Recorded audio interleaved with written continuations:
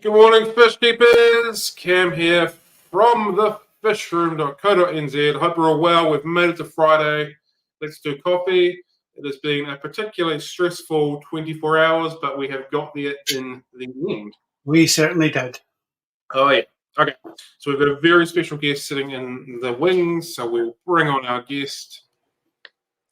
Welcome, Ian Fuller. Good morning. Good afternoon. Good morning. Good morning, or good afternoon, or good evening, wherever you may be. Yeah. Thank you very much for joining us. It is greatly appreciated. We know your time is very valuable to you, so this is a fantastic opportunity. So thank you very much. Not a problem. Are you may just see the odd person, because we're out in Deepy Starkey's, Peru right now. I'm not in the UK, so I've got guests out here and they're busy doing stuff. So if you see people wandering about, don't worry about it. They'll be absolutely fine. Okay. Are you just able to give us a quick introduction about who you are and what it is that you do for the people that are watching?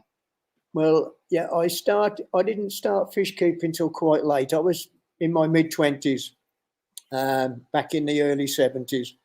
And my introduction to Corydoras was when I bought some little pygmaeus, and I hadn't had them 5 minutes before they started laying eggs. And that was the double barbed hook that stuck in, and it's been in there tugging away for the best part 50 years. I have bred over 160 species, recorded just about every one of them, the fine details, even to the fry development patterns. That was a speciality that I started in the first instance, was recording fry development, which has proven in a couple of cases to separate some identical species through the pattern of the fry. But that's a different talk altogether. I do a presentation on breeding, keeping and breeding, but there's a lot of changes coming within the family Corydoradinae. We're awaiting a new paper which will be resurrecting some of the old genera that were first published in the 1870s. These were put in Taxonomy during the 80s, but with DNA phylogeny work over the last few years, it's proven to separate a lot of these, and they were put into lineages. Lineage 1 is Corydoras, and so I thought it would be good to separate the Corydoras and do, as the title of the talk is called, Will the Real Corydoras Please Stand Up? So that maybe another time I can do the introduction to the lineages and where that goes. We get a bit of that into this, but we'll see how it develops. Excellent. Okay. If you'd like to bring up the slides, please, John. Yeah. Cool. Ian, are you happy to take questions while we're going through this, or would you wait afterwards? I've got no time limit. I don't know whether my colleagues here will get bored, but hear me ravaging on even more. But we'll carry on. First question from Rebecca before we chop into it then. Yeah. Has Ian found through drawing Corydoras it has helped him understand their morphology better? In certain cases, it's nothing that I've really gone into thinking about it, except maybe when I'm using the pen or the brush that I'm getting the right shape, because the first thing that happens is there's somebody out there will say, that don't look right. So, yeah. Cool. I used to, in the early days, I used to record the fry development patterns before I invested in camera gear. So I used to do pen and ink line drawings 7 days a month and immature adult fish. So I'd have 3 drawings per species on every spawning log page. Yeah. Wow. Spawning logs pages are also on my website, corydorasworld.com. Cool. Got to get a little plug in now and again. You can plug as much as you want all the way through. We're more than happy for you to do that. All right. Would you like to begin then? Yes. Okay, you move on to the first one, if you like, move slide. What are Corydoras? This is a little basic stuff. They are siluriforms. They belong to the family Complexities, the tribe Corydoradinae, genus Corydoras, type species is Corydoras jeffreyi, which is the image you see there. I'll go into a little bit more about the jeffreyi as we go along. So, next one.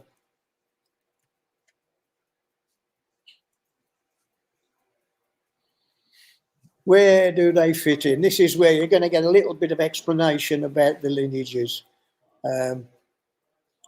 Currently, there are 4 genera.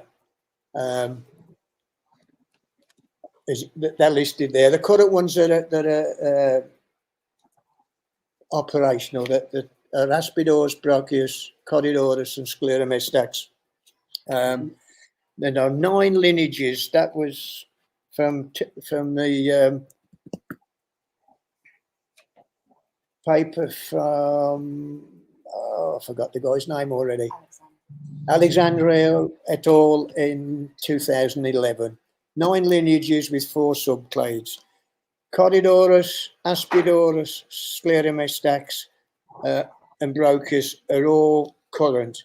The other genera within the lineages, lineage 4 was previously named Microcorydoras, lineage 5 Gastrodermis, lineage 6 did not have a previous genera or taxon connected to it, lineage 7 Osteogaster, lineage 8 is the complex one. It has 4 subclades. Subclade 1 is Brachius. A lot of people have argued that because of this, Brachius was put in synonymy with Corydoras. In taxonomy, it was never done. In phylogeny, it fits in there, and it's a genus, and it's real. So for all us Cory nuts out there, we've always argued that Brachius is valid. You can spot a Brachius above anything else at 50 paces, basically. Mm-hmm. And that was always been, but that's happening, and that's going to become real. Subclades 2, 3, and 4 are or will be all Brachius until such times as there's a couple of things that they're not sure about. When they've ironed those problems out, those subclades will get their own taxon. So there will be eventually 10 genera. Lineage 9 will become Hoplosoma. So we got some good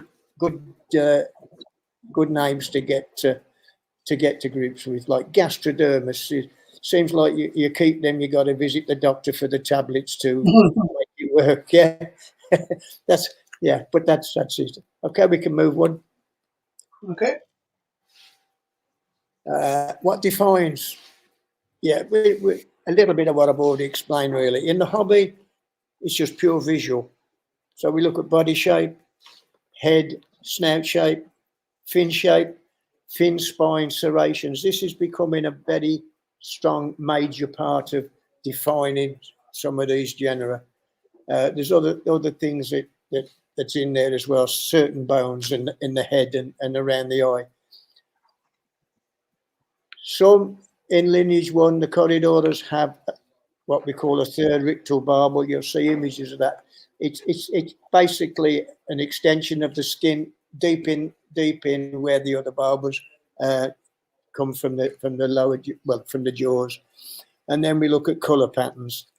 In taxonomy, in science, you've got 2 sciences there, taxonomy and phylogenetics. In taxonomy will give you the description of the species.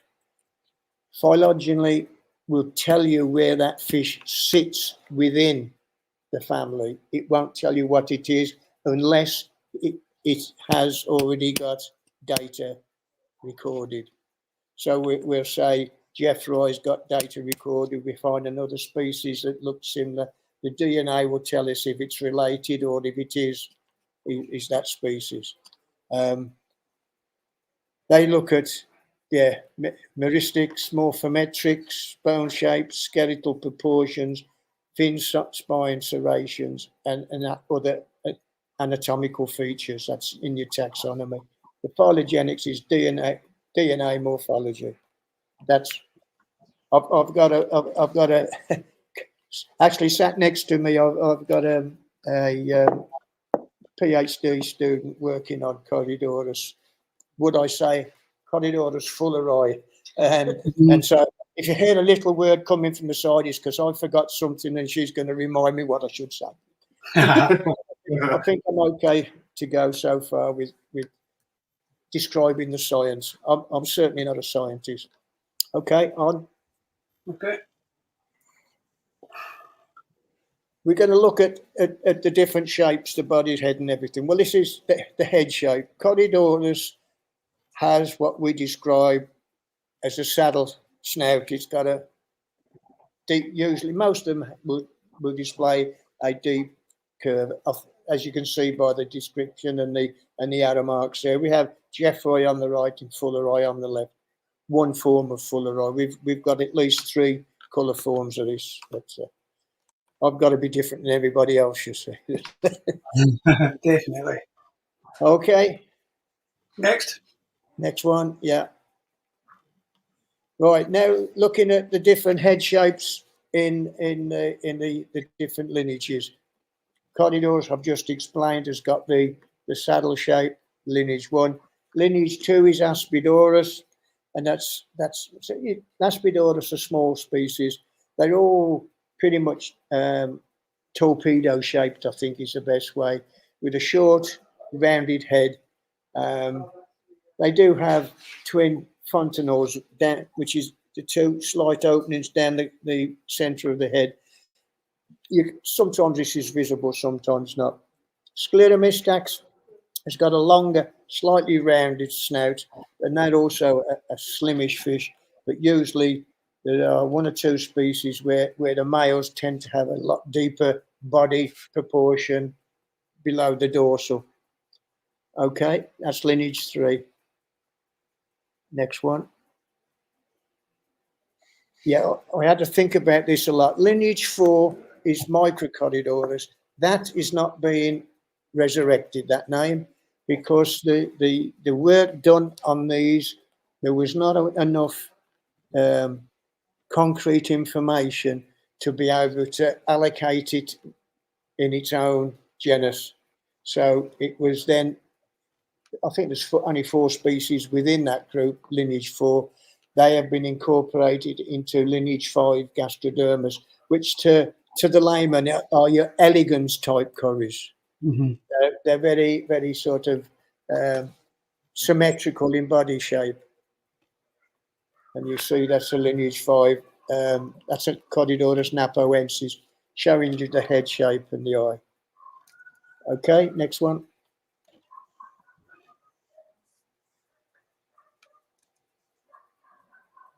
Next. What? No, sorry. Yeah. Okay. Doing great. Yeah, again, we've got another issue as well. Lineage 6 in the original 2011 paper, Alexander's paper, it's very, very close to lineage 9, with differences that they now decide are not great enough to warrant giving it its own taxon, its own genus. So I've shown a picture of a specimen from Lineage 6, which is still at the moment is Corydoras, but it's Gryphus, and it will be Hoplosoma Gryphus, and the one opposite is a round snouted fish. Most, if not all, of the Lineage 9 are short, stocky, round snouted species, and this is Punctatus. This is actually the type species for the genera. Next one. Now we got a bit more complicated. We move into lineage 8. Now, lineage 8, subclade 1 are your Brochius. But within subclade 1, we've got all 3 head shapes and snouts. But for those that have seen and dealt with Brochius, they are biggish, chunky fish. They're probably the largest physical members of the whole family.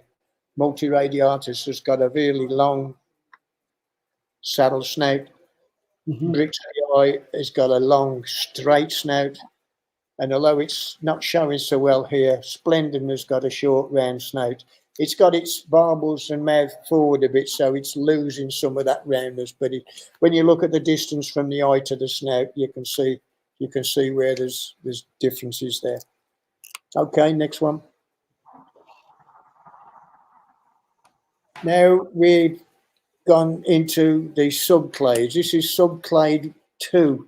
I think there's only 4 in that as well. There's the one species which is got the spanner in the works at the moment is one called Defluvriatalis, and the pectoral and dorsal fin serrations are totally different to any of the others, and they're still working on this. This is why I've kept the subclades separate from the main lineage, total lineage 8 for now, because when they've sorted that species out, they will be able to allocate the genera necessary or the taxons necessary for these other 3 clades. Subclade 3, these are species like Reticulatus, Sodalis, and what we got in there, Pantanellensis, Jerrii. Again, these are more rounded fish. These are more like the body shape you would expect from a Brocchius. And then subclade 4 are all the others. These tend to have the definite longer straight snouts that we associate generally with lineage 8.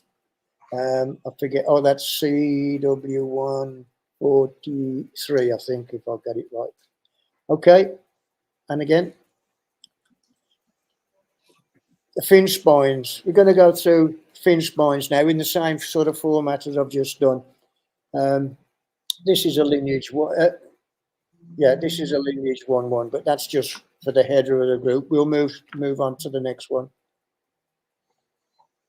So we start off with Corydoras. The fin spines are quite pronounced, strong, and they point back towards the body. And in mature, sexually active males, the tip extends as well. And you grab them too quick and you've got a pain that you can't bear, and not good. Yeah. Aspidoris is unique. All other members of the family can lock their pectoral and dorsal spine. So when you've caught them, they've locked and they've snagged in the net. You catch an Aspidoris and it tries to climb up your net. It cannot lock its fins. It does not have a locking mechanism. And there are extra filaments or fleshy, what they call them, laminar expansions, I think it's called, on the base of I think it's the first 4 soft dorsal. You can just about make it out in that image. You can see looks like there's more growth in the towards the base of the pectoral, where it's showing a bit whitish. That's extra growth there. So whether that's like extra muscle that helps them move along, unlike other corys, because a lot of them will move along more like a goby across the substrate. Yeah. Sclerostax have got medium serrations, quite sharp tip. They are quite well known for having a lot longer extended pectoral spines. Barbatus C113 in particular have really long flowing spines. Okay, next. Gastrodermis, the elegans ones, these are very but smaller. These are very similar to lineage 1, but there is a definite break about halfway up the spine where the serrations point straight posteriorly rather than back towards the body. And they're good at getting snagged in the net as well. I suppose if I ought to have rated these for snaggability, these would be a 9. Osteogaster, lineage 7. These are your Aeneas types, your bronze species. I don't like using common names because they could cause so much confusion. The bronze, you call it a bronze, there's probably an Aeneas type in every major river system in South America. I know of at least 8. Really? Yeah, we do have a few that hobby-wise we can recognise. If you put them all in a big bunch, we can recognise the difference between them. There's one from Venezuela we call Venezuelanas. People kind of upset me when they start calling these things Vens. There's an orangey type one which is probably developed through colour feeding, and they call it orange Vens. And then the black Vens. You've probably heard these phrases. Please don't use that. It really does get under my skin. Venezuelanas, and it is a 45mm body fish. It's not a big one like a normal Aeneas. You're probably talking 65mm. You can tell them from Aeneas quite easily at a young age. Venezuelanas has a grey, anal fin and caudal fin. All the Aeneas forms have reddish fins. So there's a little tip. And to a little stage further, the black so-called Venezuelan fish is not from Venezuela. It was line bred in Germany in the 90s. A guy was breeding the gold shoulder, which we've identified as Schultzii. Again, it's a name that's still in cinema. When somebody does a review on the Osteogaster, we might get some of these names reintroduced. But it was line bred in Germany. The guy was getting, like you get albinos turn up, and he was saving all the little black ones he got, and eventually he started line breeding and fixed the strain, and they all come from that particular guy. He's passed now, but he sold stock into Czech Republic, and everything that's black emanated originally out of the Czech Republic. Okay, next one. The Brockus, a little variation. Again, they have got moderate serrations, and they're not as evil as some. You can run your finger down the back of the spine and you can feel them, but then they're not really that bad. They do have a nice, very sharp tip. And I do know somebody that grabbed one far too hard and it virtually went through the palm of his hand. But you don't grip corys tight. You treat them very gently. And then we have lineage 9, which incorporates the lineage 6.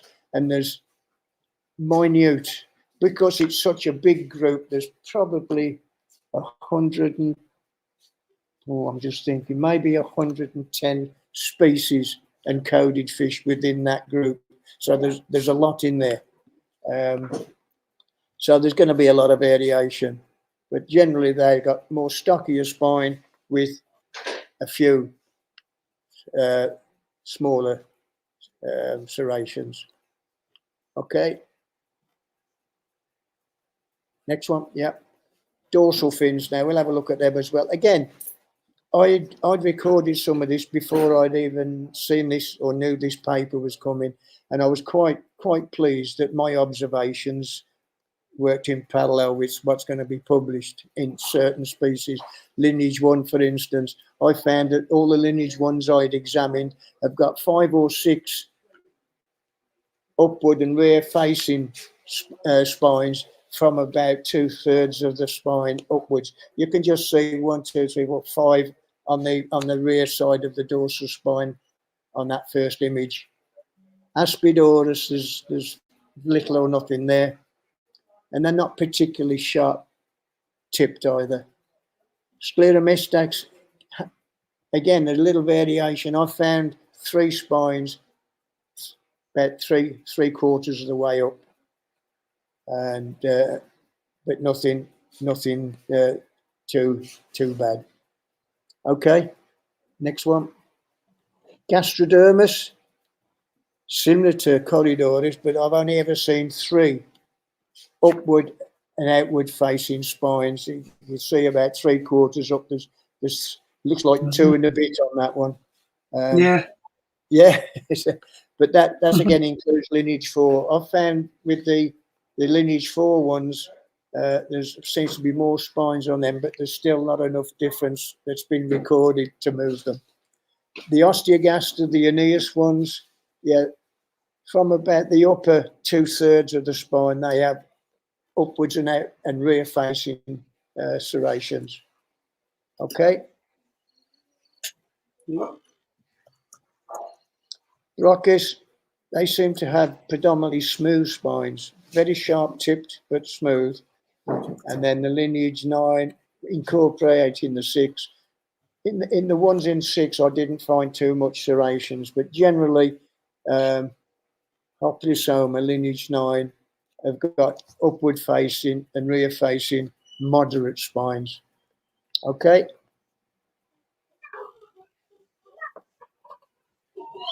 Why I didn't mention too much about, we're looking at dimorphic, sexual dimorphic differences in the fins, and this is Jeffroy looking from above, and they have what I would call extended club end pectoral spines. This is like got a 30 odontodes on the end, where the female is very short and stocky finnage.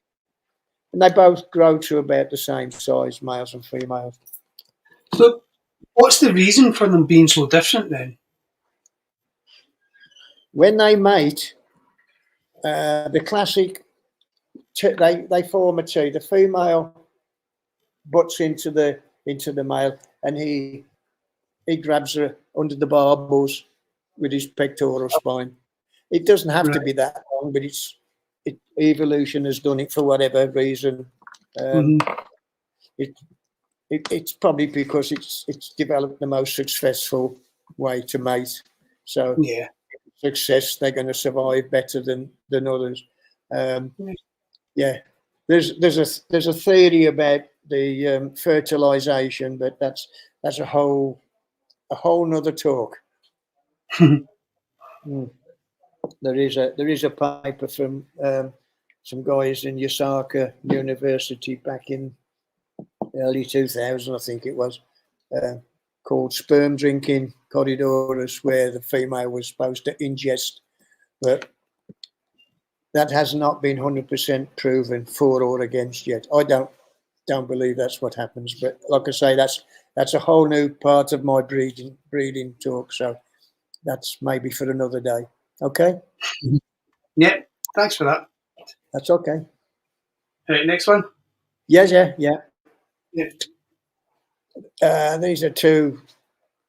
What happens with most, if not all, males during the mating, they develop bushier pectoral spines. They do recede after the mating season, but they also do tend to grow longer, sharper tips, and that's because they are very territorial.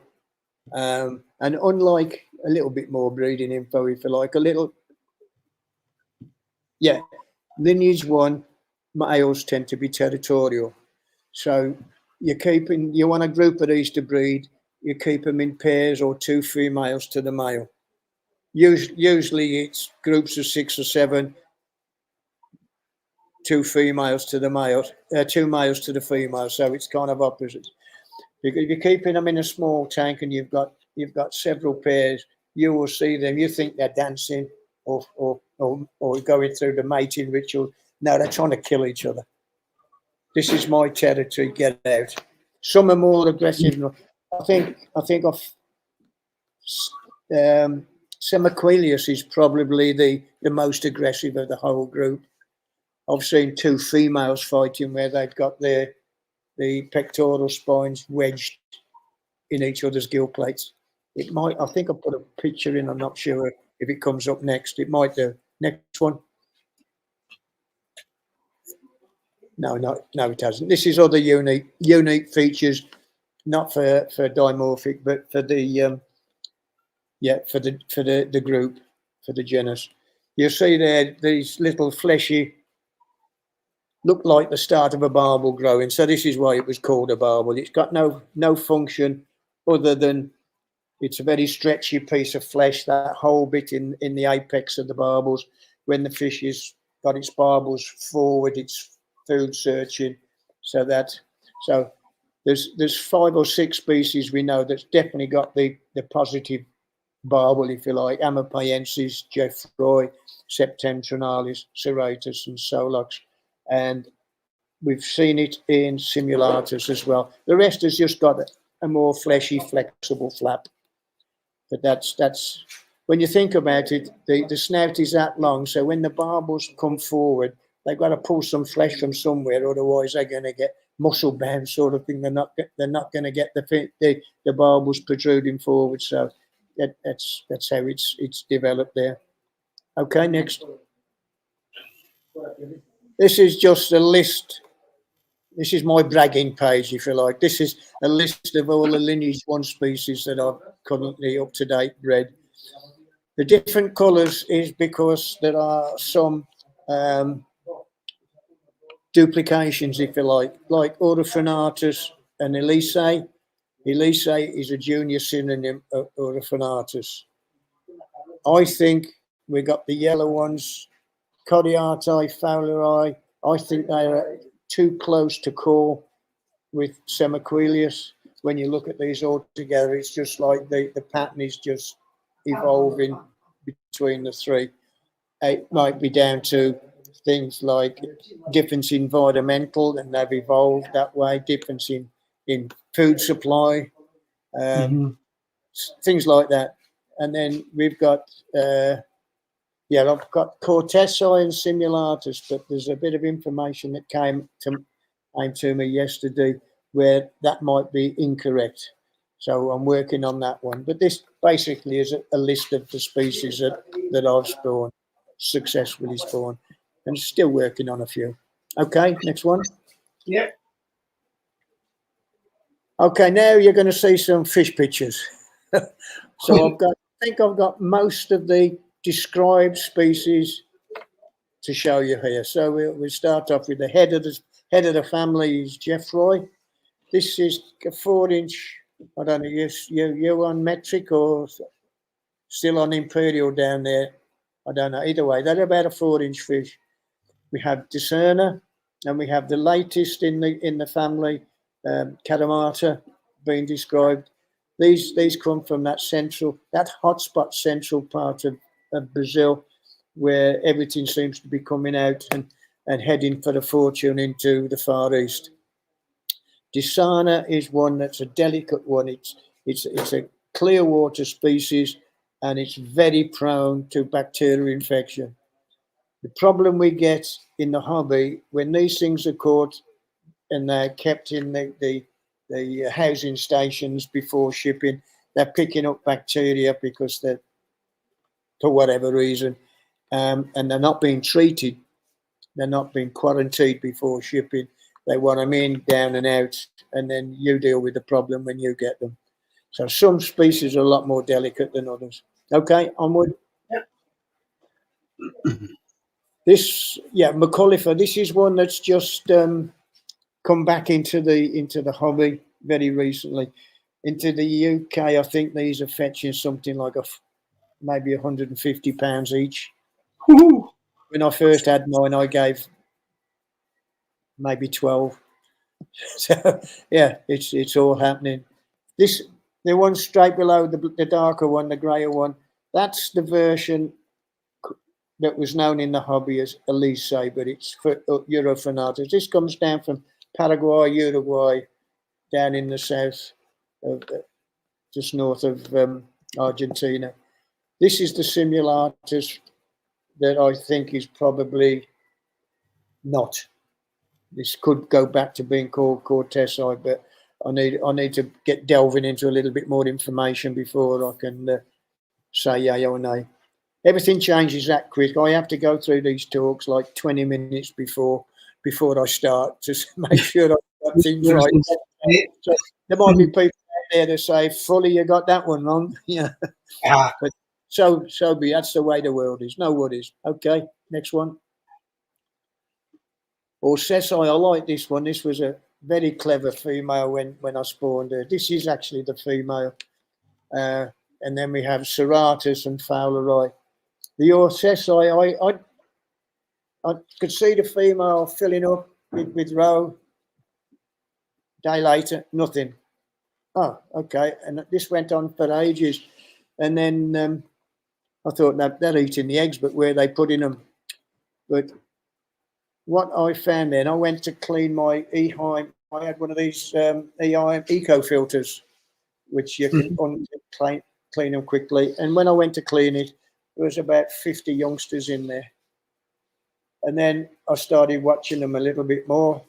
And the next time they spawned, I was there glued, and she laid all her eggs on the rear side of the intake filtered strainer. And then, of course, as soon as they hatched, they were sucked into the filter, along with all the lovely minute food particles. They were growing like weeds in there, they were. Yes. Safest place for them. Well, it saved me. They couldn't eat them when they got in there, that's for sure. Yeah. Okay. While I've got... sorry, can you go back? Yeah.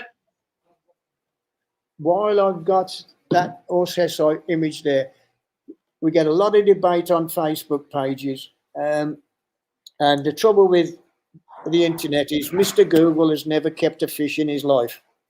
And we advocate, because this is what they do, they live on sand. They live over sand because this fish is in there sucking. It's difficult to see, but the sand coming out of the back of the gill plate there. And they sift the sand and filter out food particles. Yeah. They're looking for small, and you'll see it all the time. On gravel, they can get some of the bigger ones can get in so far, but they cannot do that action. They also take sand into the gut, naturally or unnaturally, but it does help in the gut to break down larger food particles. They don't have teeth to chew. They have teeth in the back of the throat for angled teeth. I think I've said it right. That they use to break things down, but they're not teeth that they like we chew. They don't chew on it. They just crunch things up, as far as I know. So there's a little side for you. Next one. Cenocephalus. This is a very, very widespread species, ranging from southern Colombia right down through Peru and at edge of the borders with Brazil. And we have a form here down in southeast Peru. We put a code on that, CW80. Then we have Narcissus and Filamentosus. Filamentosus, what I've noticed when I've looked at a lot of description papers is the size of the specimens they're describing. Filamentosus, I think, was 27 millimeter body length. That's a baby. That's a juvenile. And a lot of juveniles that I've bred, like Parallelus and things, Delphax, as they're developing, they develop big, long dorsal. The second and third dorsal ray become extended and reduced back as they mature. And I think that's the case with Filamentosa, because I'm not seeing an adult with a big, long, extended dorsal fin. And Narcissus is one of the bigger ones. That's a 4-inch plus. That's body length, not the tail. That's tip of the snout to the caudal peduncle. That's a big piece of fish. Yeah. Okay. And on. Next. Yeah. That's the CW8 that I said, the southern version of Cenocephalus. So we're going. These are the undescribed species within the family, within the group genus. C53. That's actually been described, and I can't tell you what it is yet because the paper's not published. So it's still C53 for now. And this other one, CW124, we have that about 5 miles from here. we're going to go and collect some of those tomorrow. Okay. Hopefully. This might just be a simple question, but I'm noticing that the undescribed species, some begin with C and some begin with CW. Right. Okay. Quick explanation there is my good friend and co-author in some of the literature that we've written, Hans Georg Evers from Hamburg. Mm-hmm. He was, I'm not sure he was editor.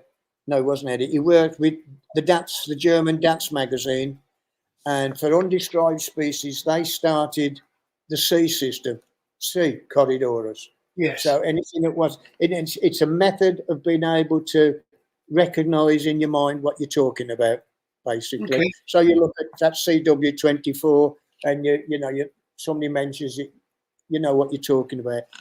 I think it was late 90s when Hans moved on, and he started, or was editor of Amazonas magazine in Germany.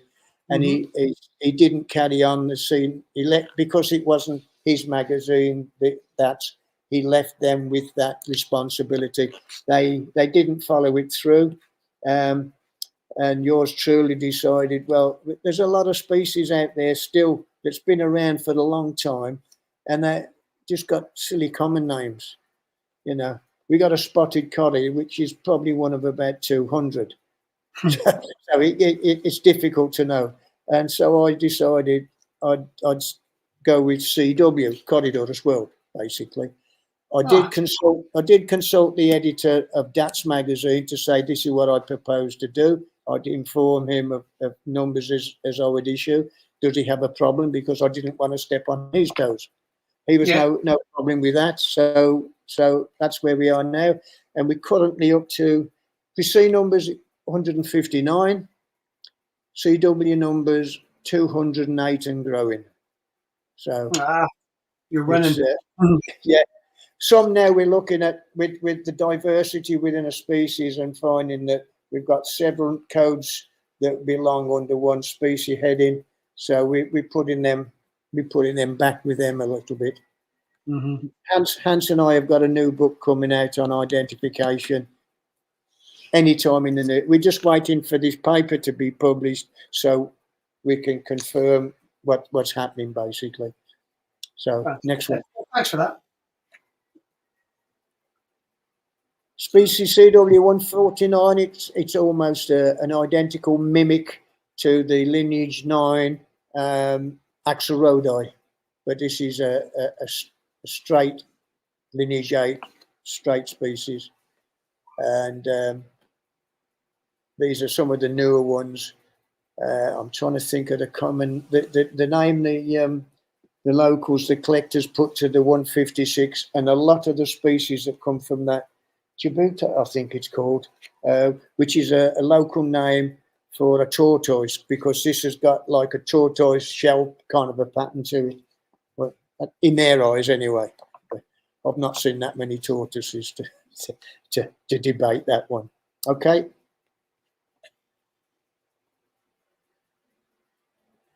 Yeah, my namesake. This is Corydoras fulleri, and these are the three main colour formats that we see here, predominantly from three different parts of the same river system. But the front one, if I get it right, Emily will just nudge me if I'm wrong. The front one and the second one, as a crow flies, maybe 5 miles apart. But if you got to go from location by boat, you got to probably cover 150 miles. Really? Wow. Maybe more than that. Yeah, but they're found in the same location, but the two locations that we know of are quite far apart. Yeah. But they look quite close by road. But actually, when you map into Bolivia, they're quite far. They go into Bolivia. Yeah. So we're very close to Bolivia. About when we go up the highway, we're within about 25 miles of the Bolivian border, and that's the system that extends into Bolivia. The Rio. It's gone out of my head. It'll come back in a minute. But it's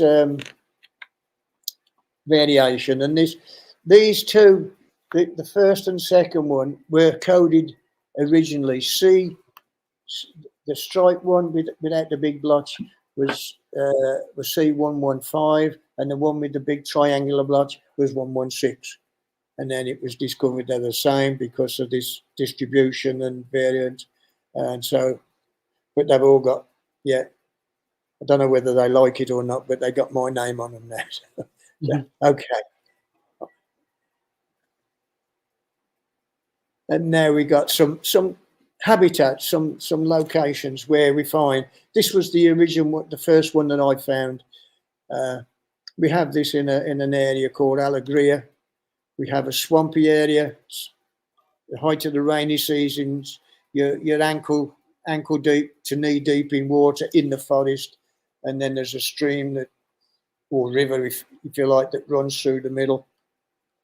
And these are just 3 images of the location, upstream, downstream of where we find this one. We'll probably be back there tomorrow, so that would be nice. Okay, next one. These are about a 3.5 inch bodied fish. This is the black triangle version. We go there, and I think it's world famous now. A place called Cheese Creek. So there's 2 versions of Cheese Creek. The one on the left is what we now call Cheese Creek Grande, and the one on the right is actually Cheese Creek. And on the lower right picture, you can see the highway came through there. And a friend of mine is now back in the States, Lance Peck. Him and his good lady wife Belinda came out in the early 2000s, and they were actually wildlife photographers, but they started collecting fish for shipping and earning a living that way. And that road you would only see little specks of trail in that early days. That jungle would be more like the picture on the lower right, being a road instead of the river. That's what it would have looked like from the air. It would take them 2 weeks to get there. When they were there, it'd take us 2.5 hours. So you can see how much difficult. But we said, why do you call it Cheese Creek? Well, you see the little farm builders and everything. Guess what they made? Correct answer, cheese. So that's the infamous Cheese Creek. It's a smaller creek, the original, but it was the Brazilians that put this highway in. The highway runs from Rio de Janeiro down through Peru, over the Andes to Lima, so which give the Brazilians access to the Pacific, basically. So, and I think they maintain it as well. But then that's another bit of unrelated, useless information. Next one. Okay. This is a fabulous little big fish, not a little fish. The first ones of these I saw were 4 inch. My partner here, Felix, he's got a bit of land, and it borders the Rio Las Piedras. And this is a little stream. In front of the waterfall, the big area there goes down all of a sudden, about 4 or 5 feet. And then it tapers off to something that's a foot wide and 4 inches deep. And it trickles down and it goes in and out like that. And he came back, I think I've got a new, and they call them carachamas. He said, I've got a new carachama for you. And he put his bag up and I saw this and I thought, I was very pleased, shall we say. So we're going to go there as well, and how they develop there in that such a water. I've never seen the water. I've never ventured there in the height of the rainy season. That could be a torrent there where it's 5, 6, 7, 8 foot deep, flowing through there. It wouldn't even show the waterfall. It would just be a mass of water coming through. Wow. Some of the Madre de Dios River runs. Puerto Maldonado here is on the banks, and we have the south part of the town, the Rio Tambopata feeds in from there. and I've been here at a friend's, and we've gone fishing, and we've gone down 25, 30 steps to get to the river. when I'm there in the height of the rains, it is up over the bank. It's 25, Wow. 30 feet extra water on. That's a lot. That's frightening. That's a lot of water. How the fish survive, I don't know. But they do. And I think generally, I think we tend to treat our fish with kid gloves. A lot of these are tough hombres. Mm. I've collected coddies in mud, still alive, no problem. Yeah. And the conditions go bad, they have ways of adapting. So it's pretty good. But we'll move on and show you some more. This is another version. This is also down here in this region. It's very close to CW80. In fact, we've almost decided it is the same species, but from a different location, so the patterns change a little bit. Yeah. This is a place called Santa Rosa, and that's Lobbyock. That's very close to the Rio Inambari, but this is the Manripi system is the river I was trying to think of, and the Lobbyock. We have various streams that are part of that system, and they all go into Bolivia. The Inambari feeds down through and into the Madre de Dios. So they're two very close together river systems that go different ways. The Manuripi actually feeds into, I think it's the Benai, which feeds the Rio Madeira, but so does the Madre de Dios. So they all sort of coming in. The Madre de Dios is the biggest affluent into the Amazon of all the Amazon tributaries. So a lot of water goes in there. Okay. Okay.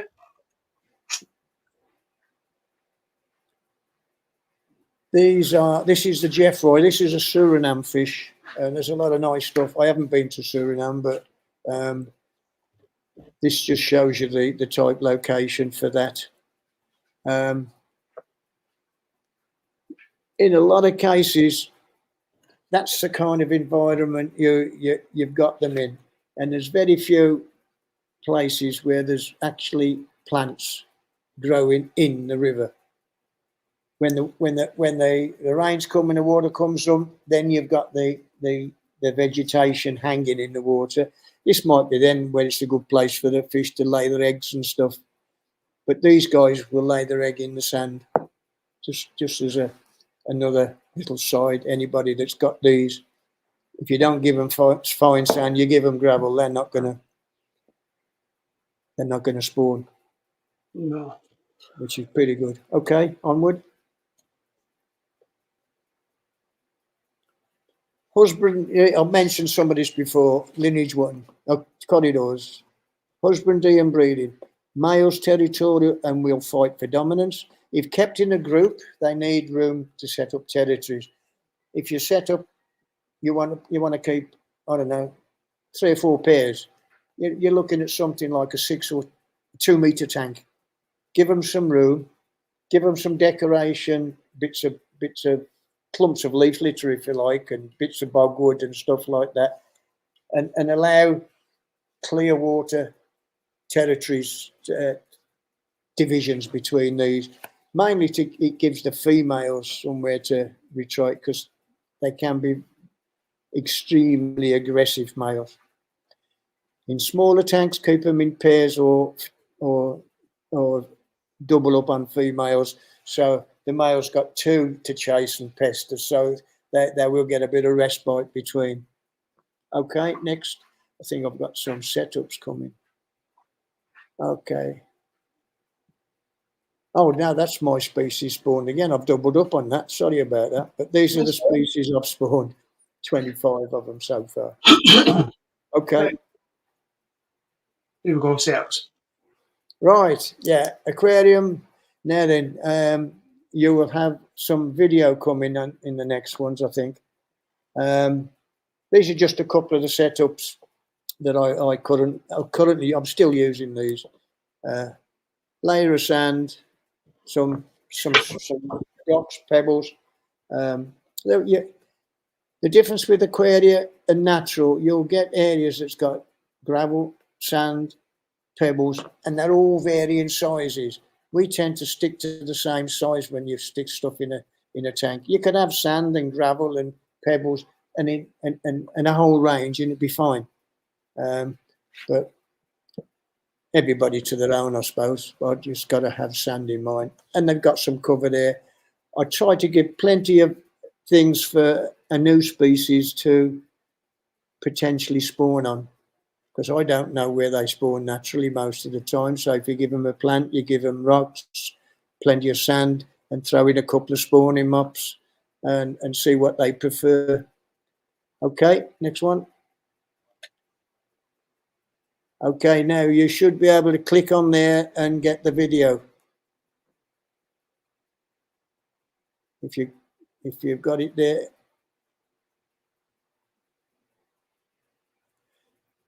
No? Yeah, It's it's very clear. I think it's the internet connection's not great. Okay. What I'm showing there is I've got two. I try to emulate the conditions as best I can. So for open water, I've got a spray bar that hits the surface directly. So it's thunderous.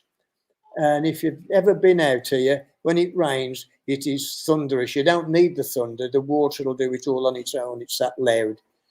And then the next one, this is what I call forest rain. So what I've done there, I've turned the spray bar upwards and I'm bouncing it all off the cover. So it's not thundering into water, it's coming through the leaves and it's more steady. And the fish will know these sounds, and you know it'll tell them a lot more than I'll ever know. You know, whether it's all rains are coming, we're going to start getting better and more food, and we're going to have cleaner water. You know, not that they think, but instinct, I suppose.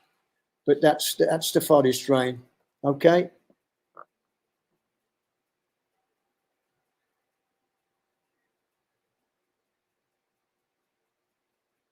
Oh, yeah, this is just me with a bit of promotion for a friend of mine that has an aquarium shop up in Accrington that supplies aquarium sand to the trade. So we're kind of saying, well, this is where it is and this is where it comes from. But it's the same sort of stuff, but it don't come from there, obviously. It's river sand, which is well tumbled, what I describe as smooth grain. A lot of people have gone down to the builders and bought some sharp sand or some silver sand, and you put it in your fingers and you rub your fingers and you're taking skin off. Well, you imagine that to a coddy's barbels when they're rummaging in. So the smooth ground, you look under a magnifying glass and it's like minute pebbles. So and this is what we want. And just for an add-on, if you look just above the boat and it's a bit further distance, that tall tree is probably, the base of that is where that stream is, where the CW124 comes from. So go there, you can find it. Okay, and again. Now these are all video clips. They have Jeffroy, and this is feeding behaviour. If you hopefully they'll click. If you click each image, you should get some action, hopefully. That's a bit slow, isn't it? Yeah, this you will actually see the fish taking up sand in the unwanted stuff out the back of the gills. And you see how deep they go in as well. I've seen them go in below the eye level in some cases.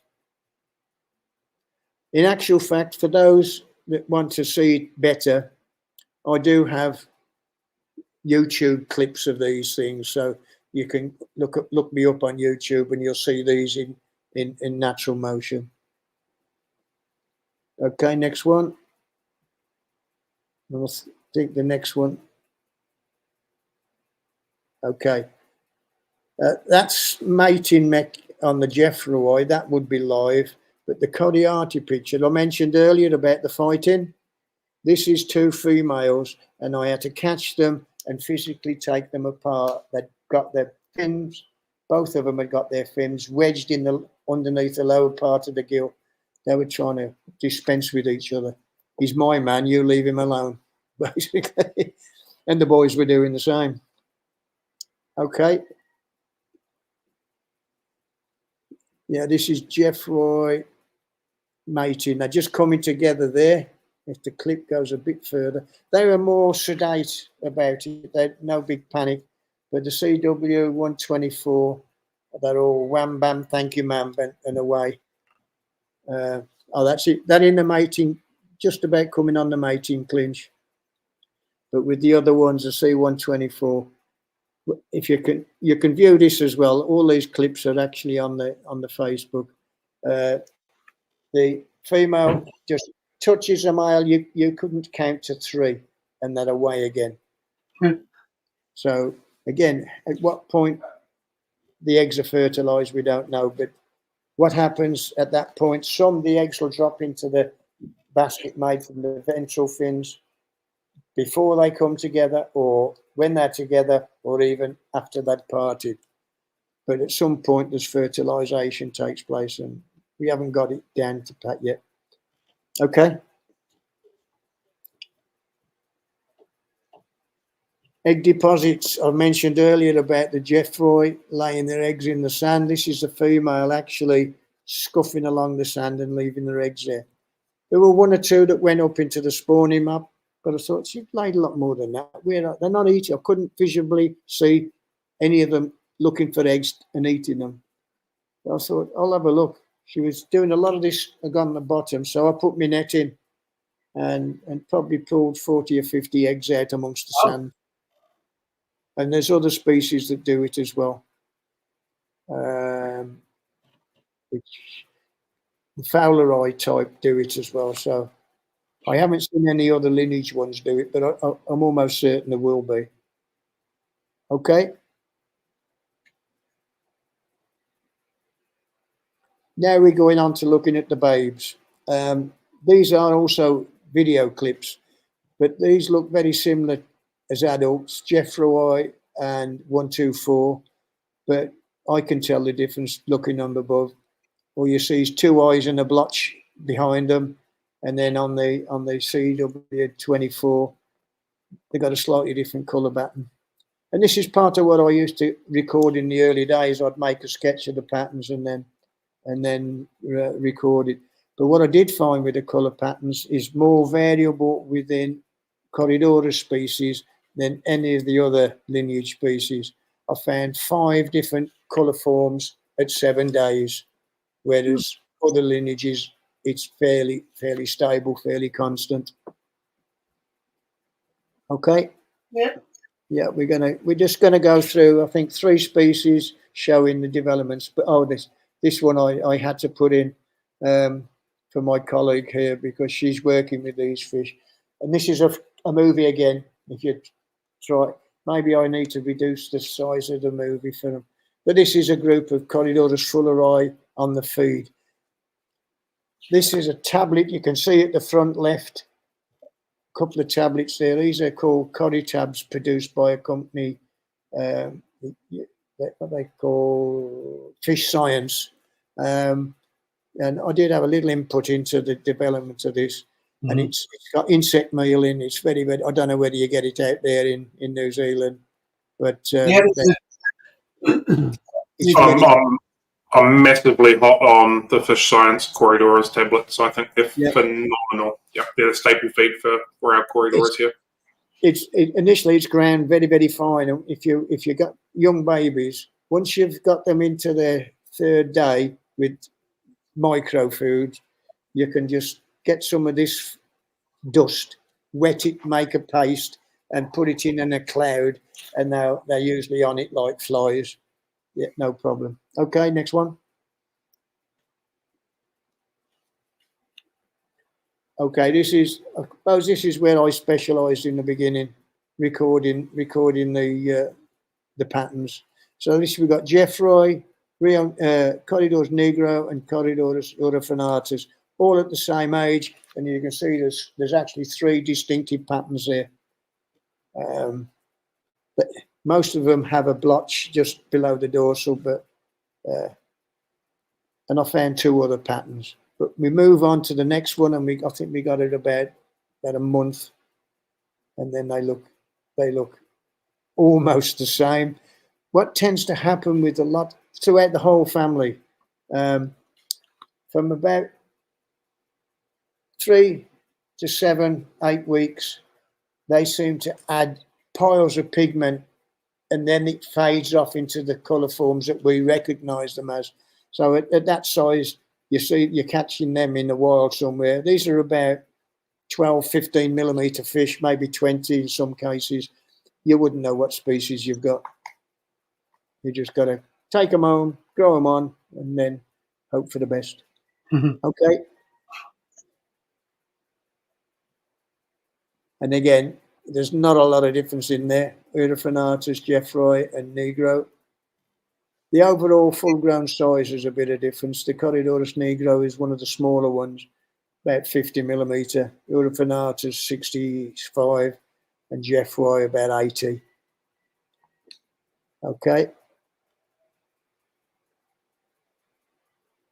And then we got the adults. This is what they look like when they're up there. Negro and Urifanatus look similar, but I say the Negro is a lot smaller species than the Urifanatus. I do believe the next one is. Thank you very much. You right? Oh, I forgot about this. An unusual phenomenon. I've only found it here. We don't know what causes it, and it's not just with the Corydoras. There's a lineage 5 and elegans. There's a lineage 9 that we found, all showing this blue. But there's a lot of farming activity now around these parts, and also they keep the roadsides clear of vegetation. Mainly, they want to stop the jungle taking it back. And I think to prepare for the workers, they run insecticides, and then these are getting into the rivers. And I think it's a reaction to the insecticides that's causing this blue reaction. Fish do not have blue pigment. No, they don't. No, the blue pigment, you obviously know, the blue pigment is caused by cells below the skin surface reacting with the light against the melanin in the background. Like we look up at the sky, it's daytime, it's blue. It ain't blue up there, it's black. Yeah. You know, so it's the same sort of reaction. Yeah, but I've not found anything to create the blue again, but not that I'd really want to. If it was natural, that would be worth a fortune. but there you go. Okay. And that's me done. I thank you all for your attention. If anybody's got questions, I always say this, I will do my best. If I don't know, I'll say, sorry, got no idea, or I'll try and find out. Just another aside, those are paintings. That's a painting that I did. I do a lot of painting of the Corys, and you can find them on the website, and I do sell. I can vouch for your paintings. I had one of your mugs with the paintings on them. Yeah. Yeah. Well, it's so nice that somebody stole it. Redo the mugs, yeah, but I've got, I forget how many paintings. Not just Corys, but I've got others. You can see them on the website. They're on there. Anybody that's interested, your business will be surely welcome. Okay. Well, thank you for that. We have a significant amount of questions that people have been asking while you're doing that. So if you're happy to run through them, we can try and get through that. I can slow them down. They're £5 each. No, go on. You fire away. If I can, I will. Cool. Do you want to? We'll drop off. Yeah, I'll give it a left. Sorry, guys. There we go. Oh, sort of. Yeah, cool. All right. These are going to go in order as they were asked, and we've started them. Alex is curious if we have fossils of the Loricide subdivision creations when Corydoras formed groups. Was it back in Africa or the New World? There's only one fossil that I know to, and I think it was found in Argentina, and it's Corydoras revelatus. We wasn't sure which lineage it was in.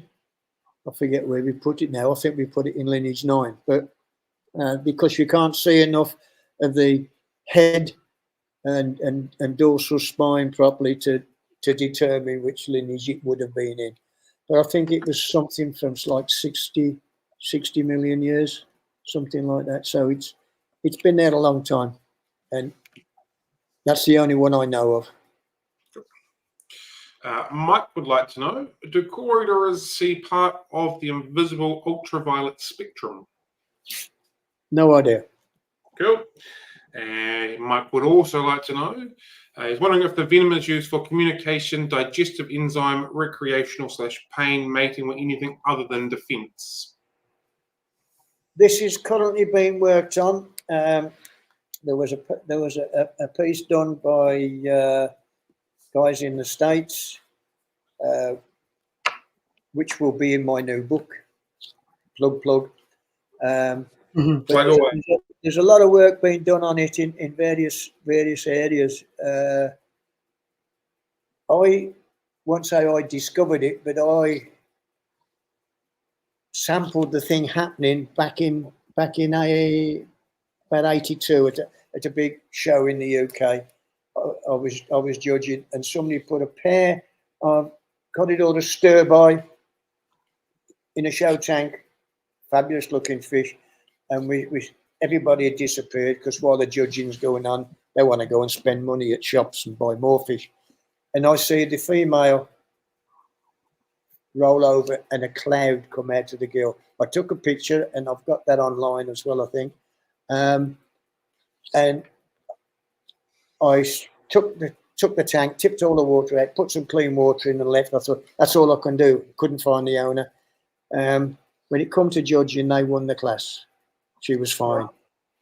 And I've seen this happen when you buy, I called it self-poisoning. You buy fish, and especially Lineage 9 more than any others. You go to a store, he's had the fish a good while, and they're nicely settled and happy. And then you go in there and you catch them, they're in the bag. By the time you get to the till, they're struggling.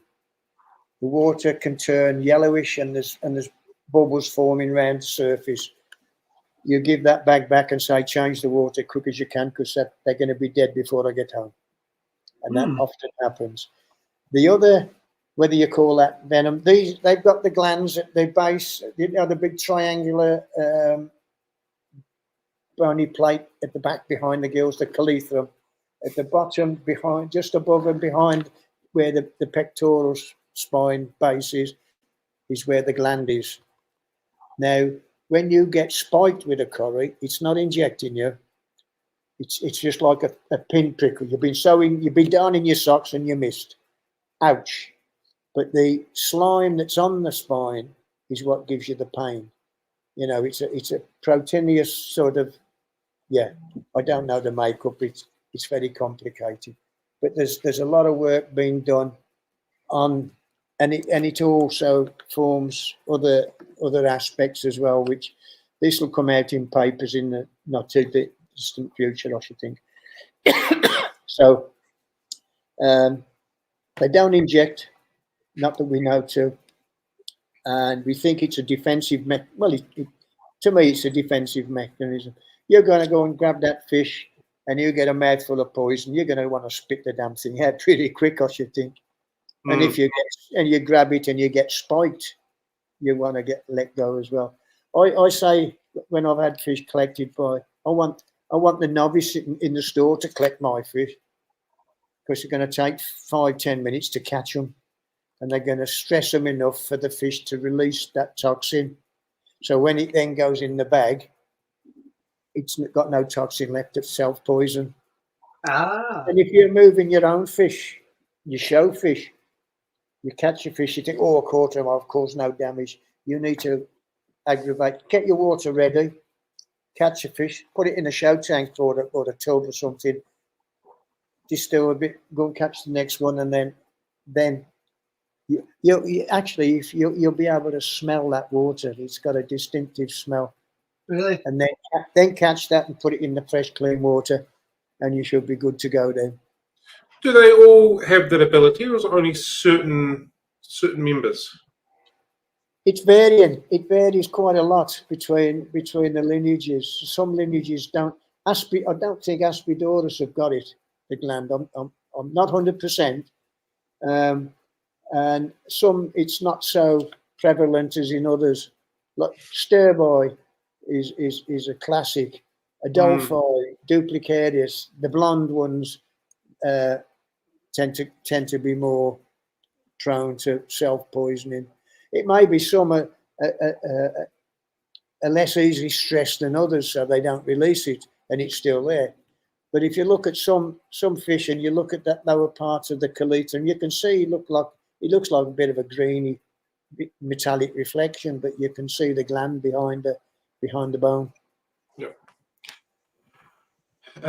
Stephen P would like to say, sorry, I'm late, but has anyone asked about a dupe? I'm not even going to try and pronounce that name.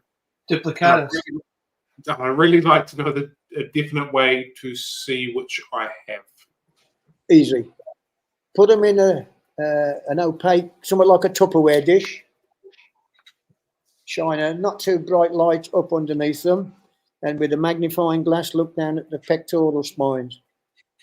Now I'm going to sound daft now because I can't remember which one's which. I think it's Duplicarius has got serrations. Adelphi doesn't. Ah, But it's not too difficult to separate them generally on visual, on the colour pattern. With Adelphi, the black down the back is usually quite a thinnish band, whereas Duplicarius is quite a thick band, and Duplicarius tends to be a slightly stockier fish. Cool. All right. Rebecca would like to know if Corydoras jaws reflect the depth they feed at and their diet. No. The diet, it is funny because Joachim Kanak, German guy, that he described Pygmaeus and Cordimaculatus and others with the big caudal spots. He never described a species until he'd bred it, which was kind of unique. And Corydoras negro, it got in 3 different tanks in 3 different setups, and put young fry in each, and they developed different nose shapes, but they were all still the same. So there is a lot of influence in where the food is in the substrate, on the substrate. Some of the pygmies, so-called pygmies, don't penetrate, but they'll suck the surface.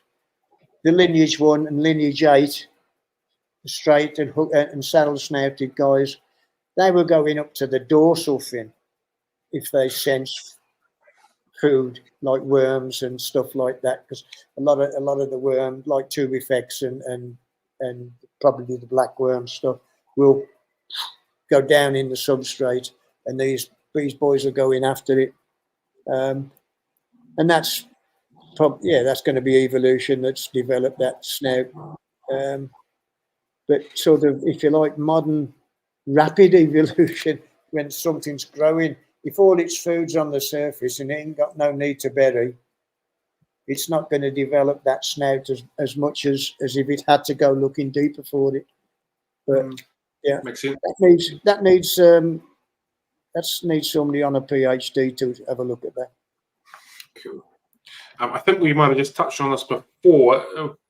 Have it been determined whether it's a venom, a toxin, a poison, or a toxogen? I think you touched on it before. Yeah, it's toxic to themselves. I class it as a poison, not a venom, because I think they're both the same. But a venom is injected, and a poison is, if you like a poison frog. It's something that you ingest or it gets into your skin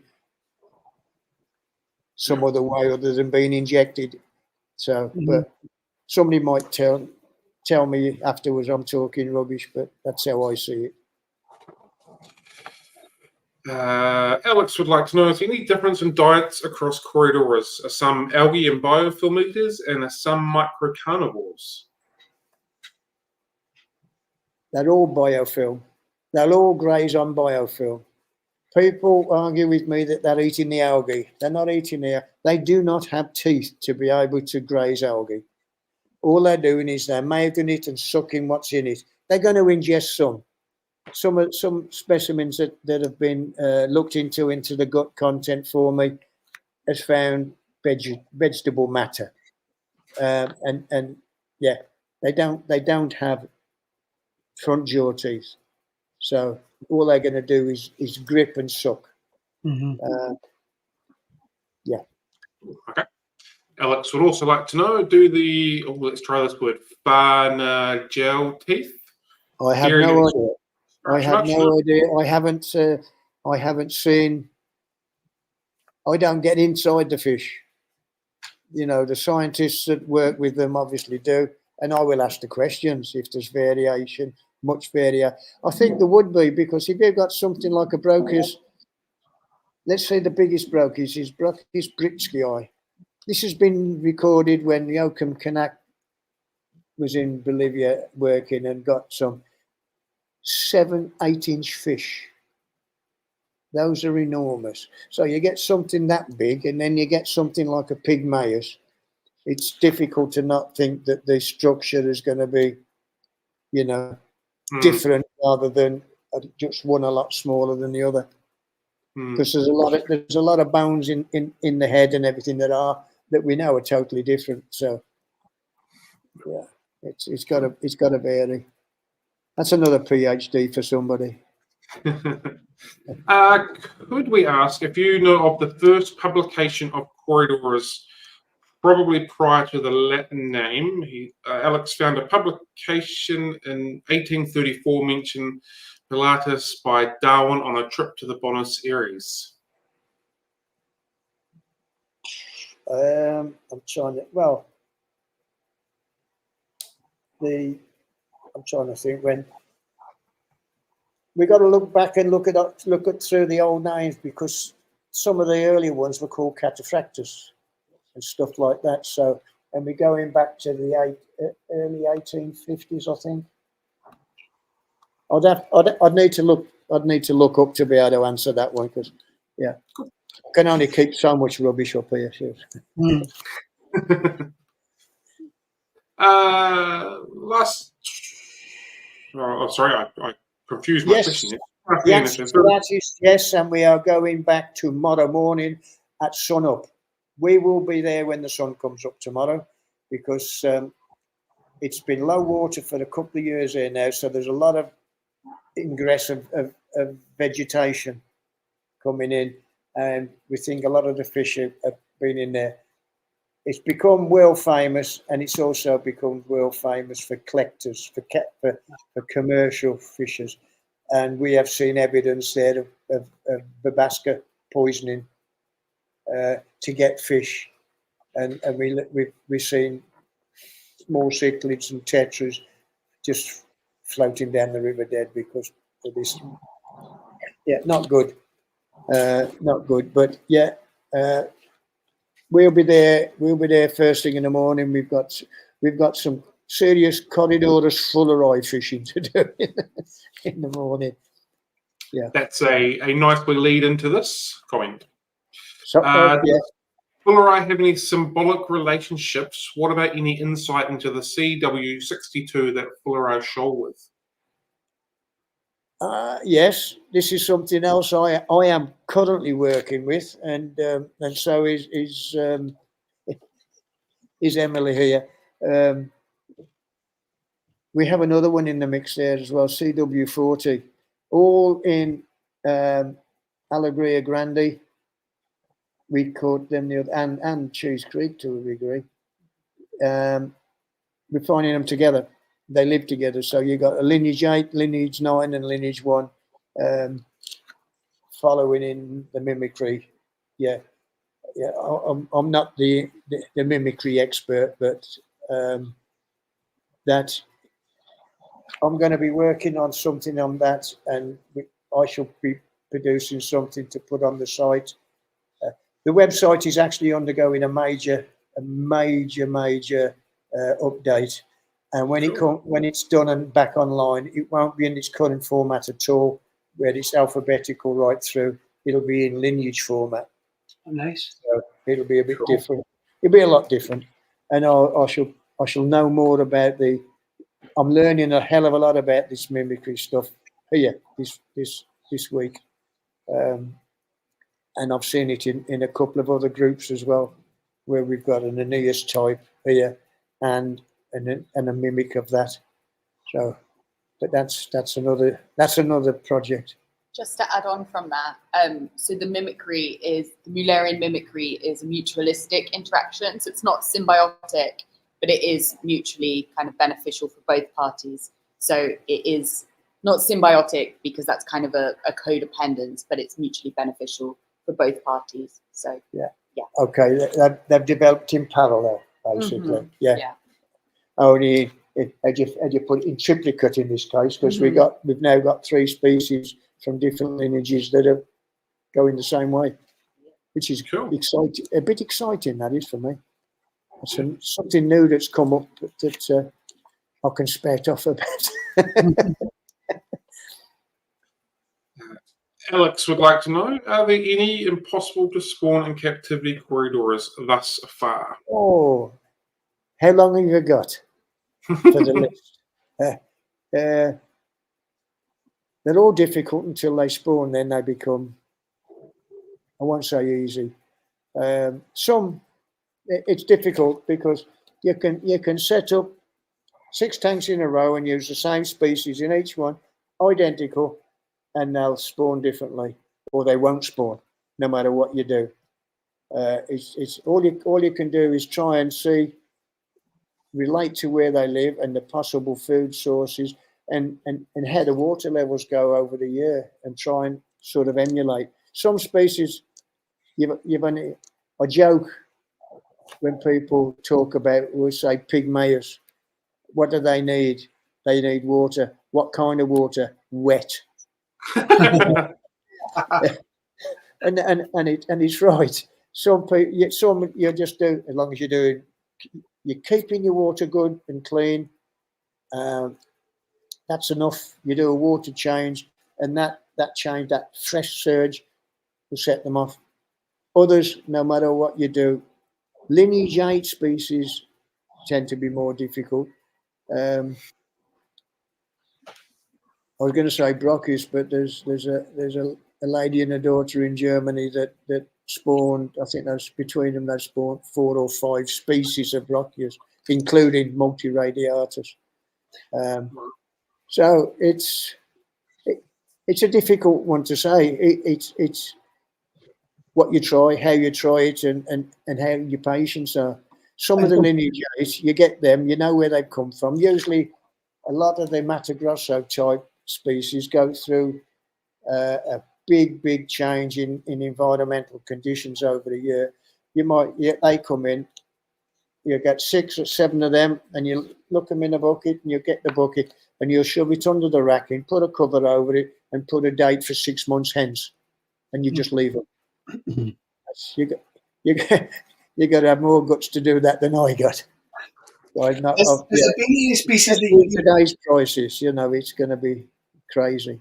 Yeah. Sorry, has there been a species that you've had to walk away from and you've been unsuccessful in spawning? I'll never walk away. They might die off on me, but at the moment I've got Robinii, I've got Jerry, I've got Harold Schultz, all lineage 8 that I'm trying to work with. I've not successful, and I know somebody that had Harold Schultz in a common community tank, had them a month, and they're laying eggs everywhere. So there's science to it, but there's not, if you know what I mean. You can overthink a lot of it. Yeah.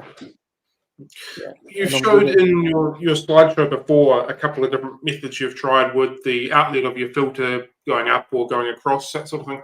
What other triggers, if you will, have you sort of tried to implement to induce a spawning? Well, there's another species here, and we found. I'm quite excited. We found juveniles.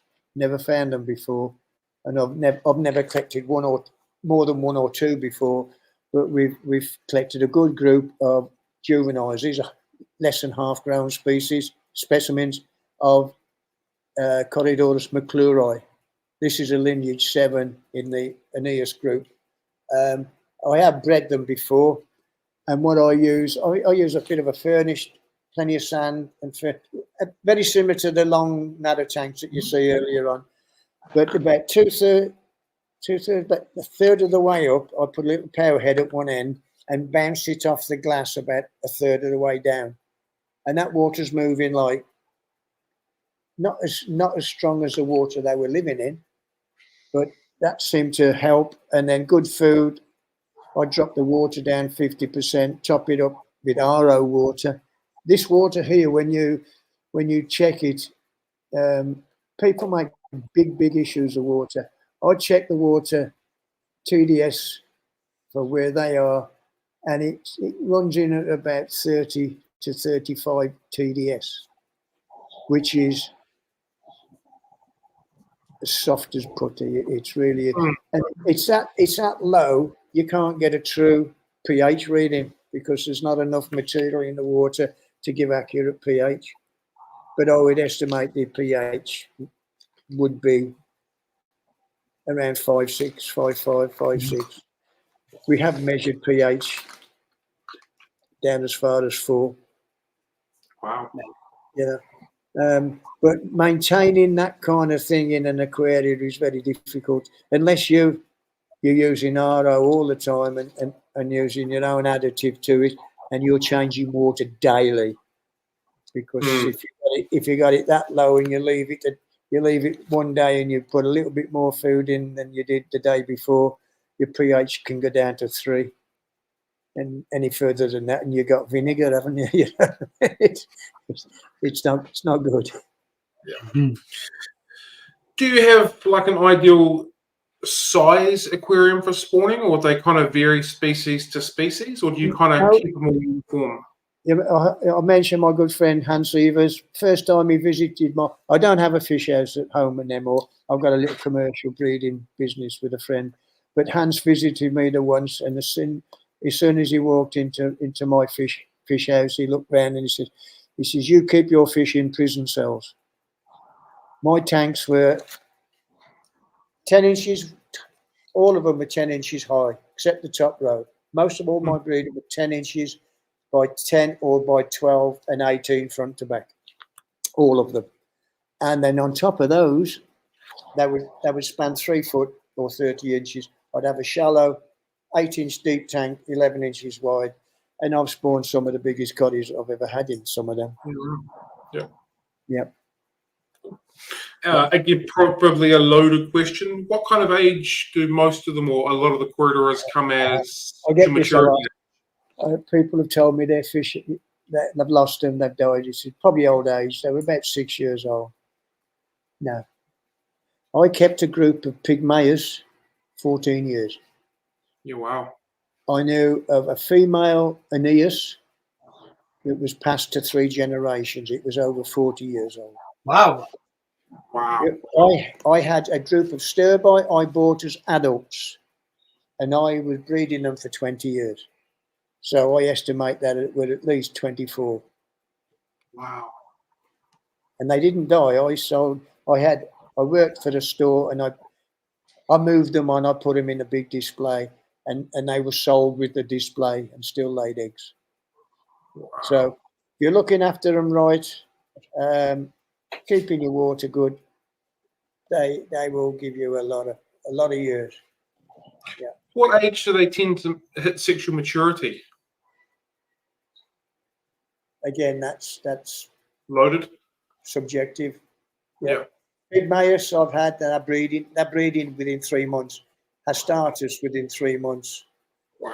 Yeah, they yeah. But some of the bigger ones, I imported green lasers and gold lasers. These, I don't know how old they were, but it was 2 years before they started spawning. Yeah. Whether it took them 2 years to settle and I don't know.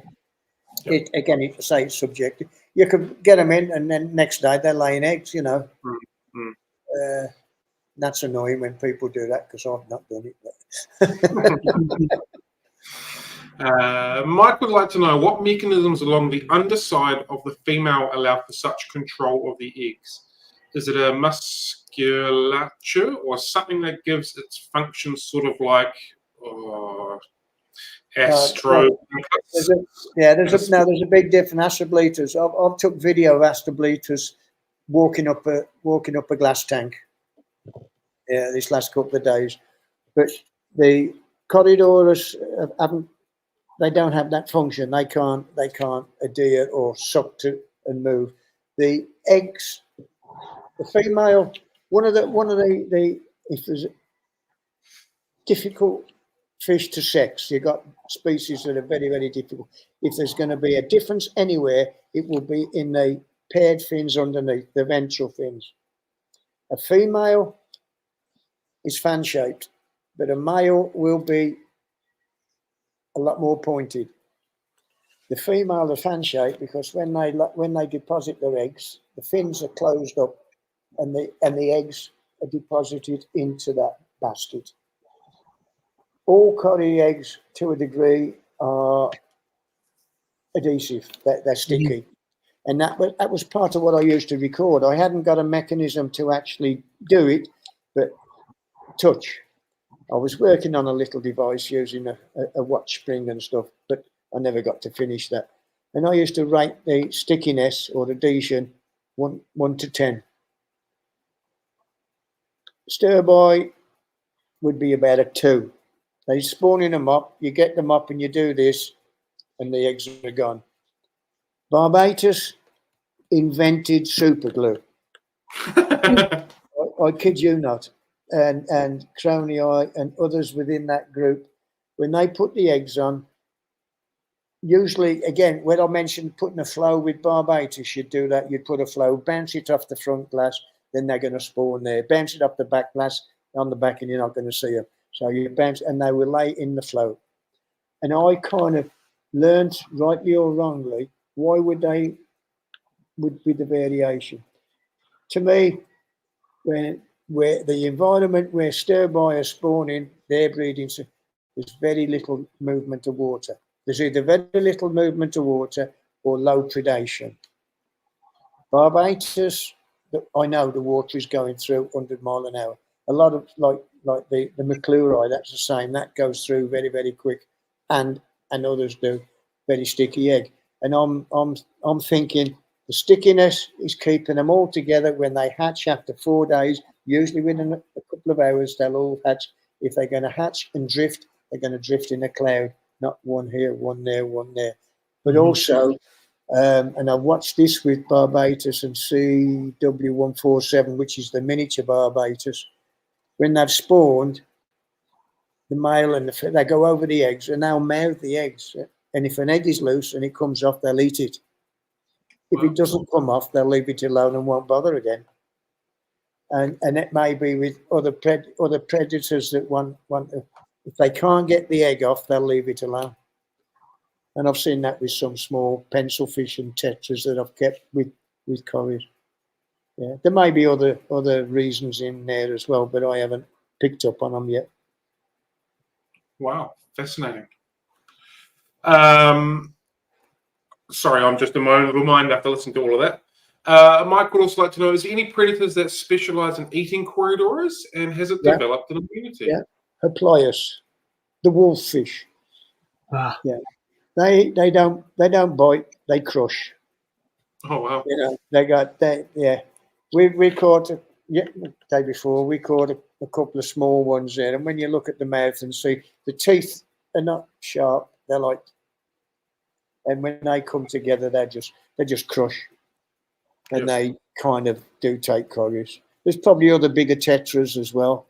I don't know what birds would predate, because I'm thinking a bird, even something like the egrets or storks and things. As soon as a cory is spooked, it locks out. So if you've got it, and you're a big bird with a long beak, and you pick that up and you throw that down your throat, you're going to have 3 big spikes sticking in your neck. So I think there's more probable fish. Somebody will prove me wrong, I dare say, but I think there's more big tetras that would, maybe some of the bigger catfish as well. if they swallow it going down the right way, maybe they can break the spines and stuff. But yeah, okay. Have you ever found a Paracherodon south of the Amazon River? No. Oh, south. Well, I'm well south down here. I mean, we're at where we are, about 12 degrees south here, so they're not this far down. The Sheridan, this is your cardinal types, yeah. No, we have some nice textures. In the flora description, early fry stage appears to look like Aspidoras shape, then grows into a more traditional Corydoras shape. Am I seeing that correctly? And can the fins lock at that stage? Oh, they can lock, and we've got some here, maybe an inch, and when they're that small, you know, it's deceptive because your eye, to a degree, your eye will see what you want to see, you know. But no, even inch-long juveniles have got the saddle snap. Yeah, I haven't got one, by the way, so I don't know what have you.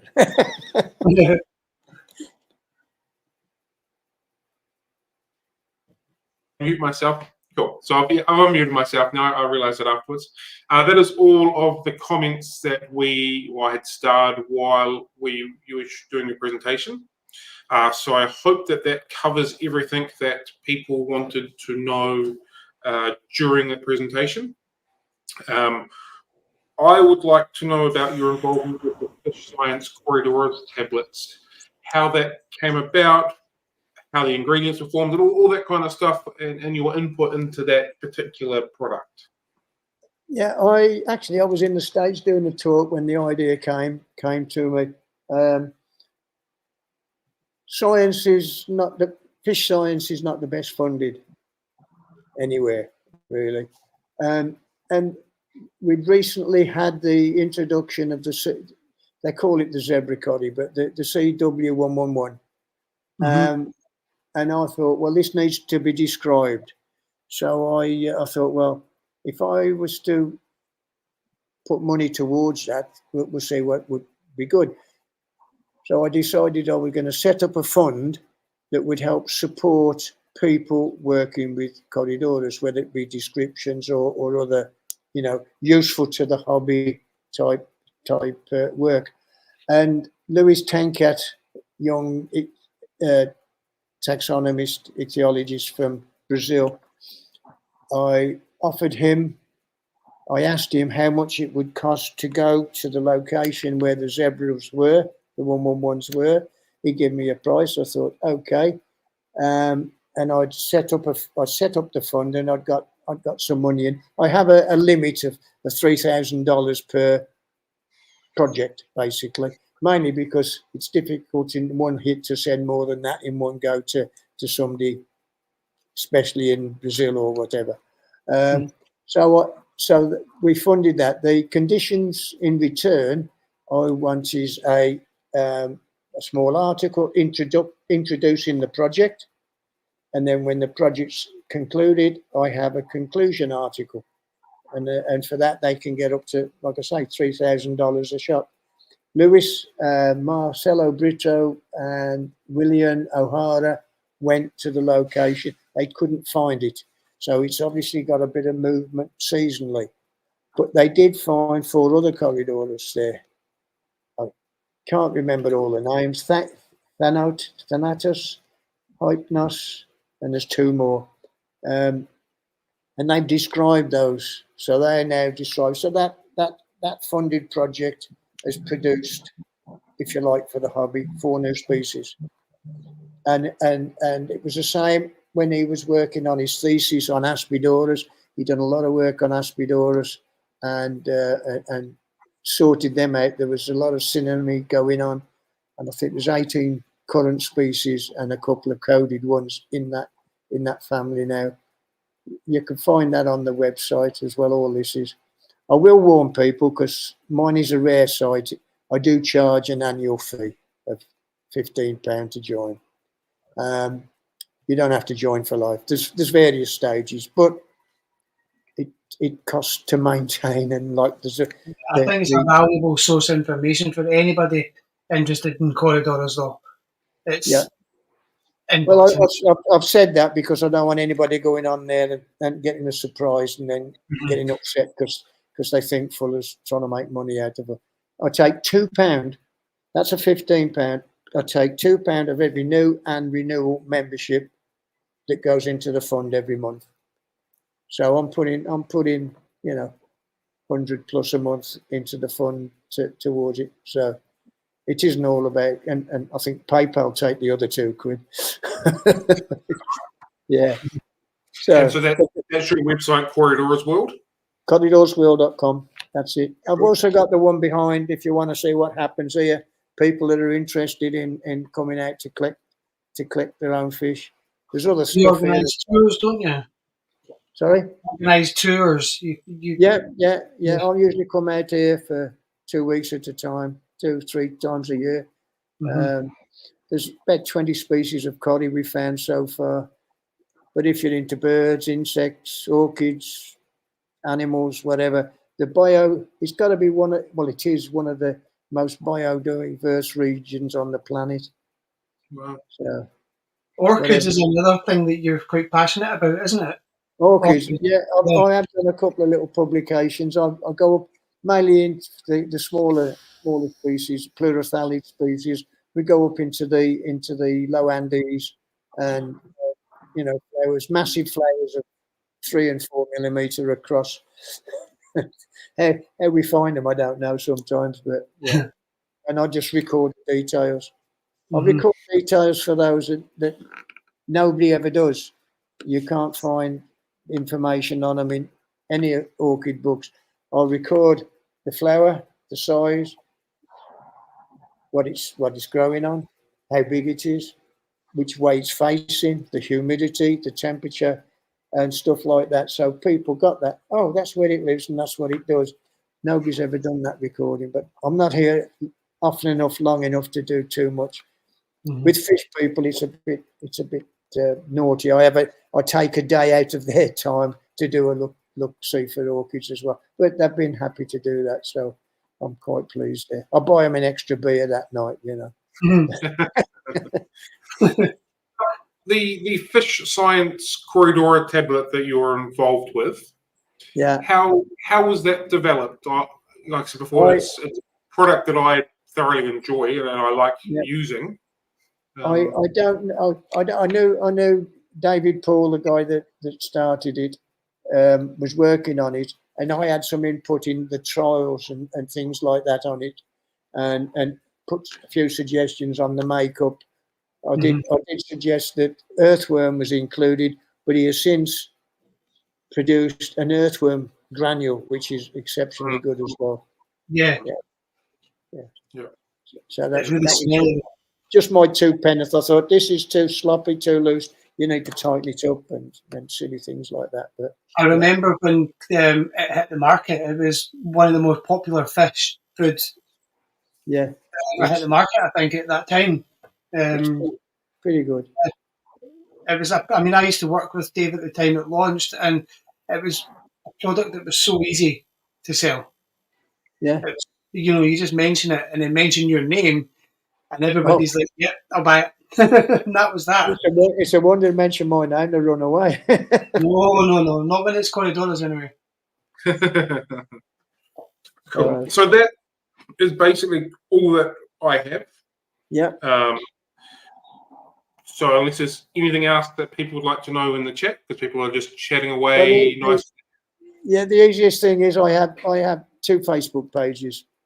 I have Corydoras World, which is standard Facebook page, and then I have a Facebook page for the website members only. So that's a little bit more dedicated.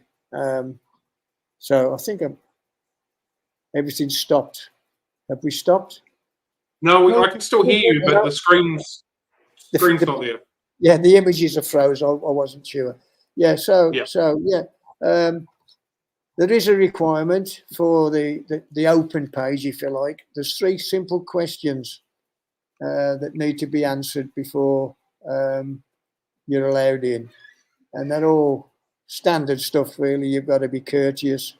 You've got to agree to the terms. And you've got to tell me at least you're keeping Corydoras. So you name a couple of species you've got. If you don't answer the questions, bye-bye, you don't come in, you know. But the other one is for the website members only, so they're already dedicated anyway. So things happen there, and that should be good. Cool. We like to end our Phonetics Friday coffee dates with what we call a quick school of six. It's 6 very quick, short answer questions. Although now it's sounding like you might not be here. I'm still here. Yeah, I can't see. Yeah. All right. So when doing a coin toss, do you call heads or tails? Sorry? When doing a coin toss, heads or tails? Oh, heads or tails? Oh, Yeah. well, go on then. Heads. So what do you pick? What do I? If you were doing if you were calling a coin toss, what would your call be? A head or a tail? Head. Cool. Are you a tea or a coffee drinker? Cafe. Are we alone in the universe?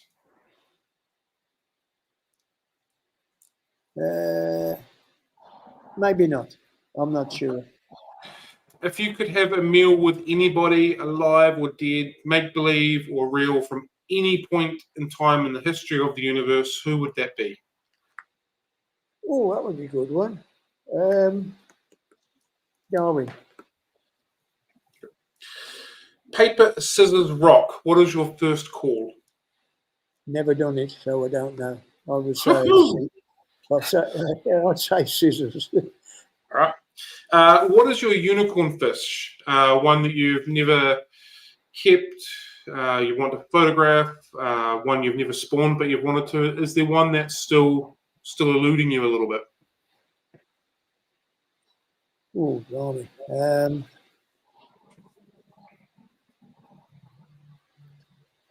I've had it, but I've never had it long enough to bring Gapuri. Okay. One of the caudal peduncle mid-water ones. Cool. And my last question for you is, where can people find you? This is your opportunity to have a completely shameless plug. Absolutely everywhere. Go for gold, even if you've already said it earlier today.